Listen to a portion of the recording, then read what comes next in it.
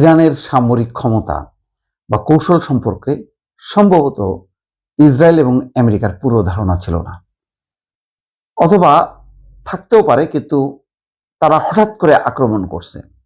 ইরানকে এমনভাবে আক্রমণ করছে, প্রথম দিনই ইরানকে একদম চুরমার করতে চাইছে। সেটা তো হয়নি। না হওয়াতে এখন যেটা হয়েছে যে ইরানের আক্রমণ সামাল দিতে পারছে না, এবং দিনকে দিন ইরান বেপরোয়া আক্রমণ করছে। তাদের আক্রমণের ধার বাড়ছে, কৌশল বারবার পরিবর্তন হচ্ছে। এমন এমন কিছু ক্ষেপণাস্ত্র ছুটছে তারা আকাশে, যে তারপরে তারা নাচতে নাচতে দম করে এক জায়গায় যে আঘাত করছে। এখন ওইটা ধরতে পারছে না তাদের রাডার বা ওদের আকাশ প্রতিরক্ষা ব্যবস্থা, তার পিছনে ছুটতে পারছে না।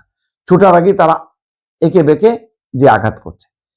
এটা ছাড়াও সবচেয়ে যেই সংকটটা হয়েছে, নিচু দিয়ে, এত নিচু দিয়ে যে যাচ্ছে, যে আঘাত করতেছে, সেটাও তারা তাদের রাডার বা ওই আকাশ প্রতিরক্ষা ব্যবস্থা ইনসেপ্টরে সেটা ধরা পড়ছে না।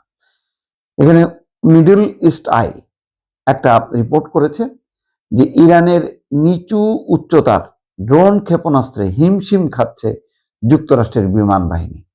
ইরানের আকাশসীমায় ওয়াশিংটন কেন একক আধিপত্য বিস্তার করতে পারছে না, তার কারণ ব্যাখ্যা করেছেন সামরিক বিশেষজ্ঞরা।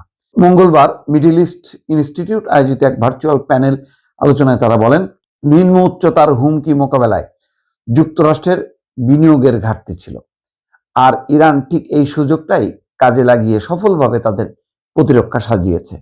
যুক্তরাষ্ট্রভিত্তিক গবেষণা প্রতিষ্ঠান স্টিমসন সেন্টারের রি-ইমাজিনিং ইউএস গ্র্যান্ড স্ট্র্যাটেজি প্রোগ্রামের সিনিয়র ফেলো কেলি গ্রিকো আলোচনায় অংশ নিয়ে বলেন, এই যুদ্ধের একটা অদ্ভুত বিষয় হলো যুক্তরাষ্ট্র এবং ইসরায়েল সেই জায়গাগুলোতেই ভালো করছে যেখানে তাদের ভালো করার কথা ছিল, অর্থাৎ উচ্চ আকাশ সীমায়, হায়ার অল্টিটিউড।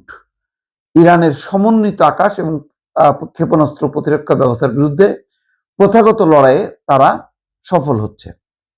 নিচু আকাশ সীমার চ্যালেঞ্জের বিষয়ে কেলি গ্রিকো বলেন, যুক্তরাষ্ট্র যেখানে সবচেয়ে বেশি ধুঁকছে, যেখানে তারা পর্যাপ্ত বিনিয়োগ করেনি এবং বিষয়টিকে গুরুত্বের সঙ্গে নেয়নি, সেটি হচ্ছে আকাশ নিয়ন্ত্রণে নিম্ন উচ্চতার ঝুঁকি, অর্থাৎ নিচ থেকেও যে হামলা হইতে পারে, এইটা তারা মানে ওয়াকিবহাল ছিল না, বা এটার ব্যাপারে তারা সচেতন ছিল না বা গুরুত্ব দেয়নি।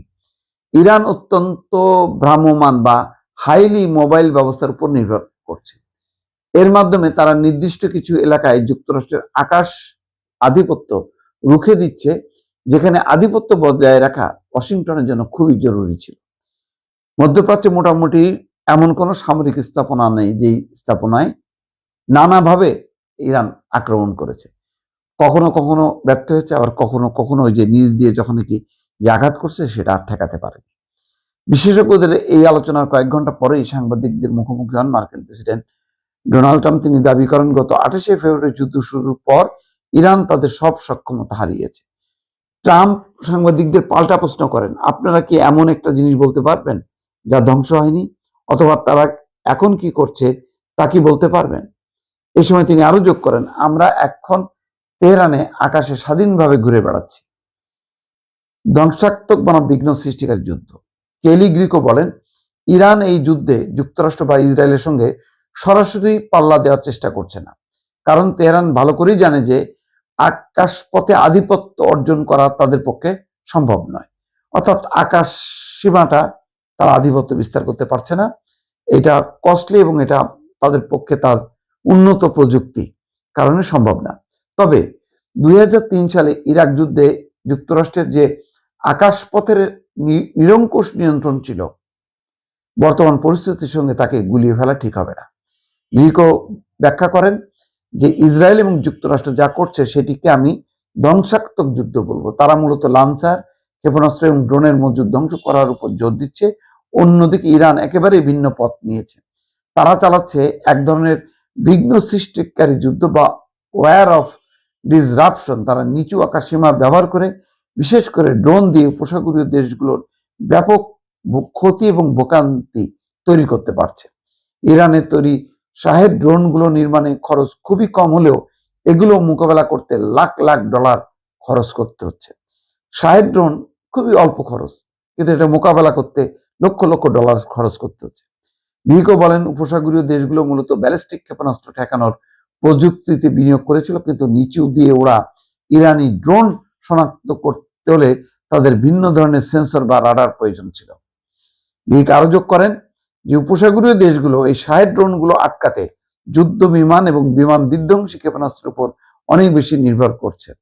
যাক, মোট কথা যে নিজ দিয়ে বারবার বলা হচ্ছে, নিজ দিয়ে যেই ড্রোনগুলো ক্ষেপণাস্ত্রগুলো আঘাত করছে সেগুলো কিন্তু তারা কোনোভাবেই ঠেকাতে পারছে না। ইরান উপর দিয়ে এবং নিচ দিয়ে, মানে যখন উপর দিয়ে আকাশ প্রতিরক্ষা ব্যবস্থা সেগুলি ধ্বংস করার চেষ্টা করছে, তখন নিচ দিয়ে তারা ক্ষেপণাস্ত্রগুলো ছুটছে, যেটা সামলাতে পারছে না ইসরায়েল এবং যুক্তরাষ্ট্র।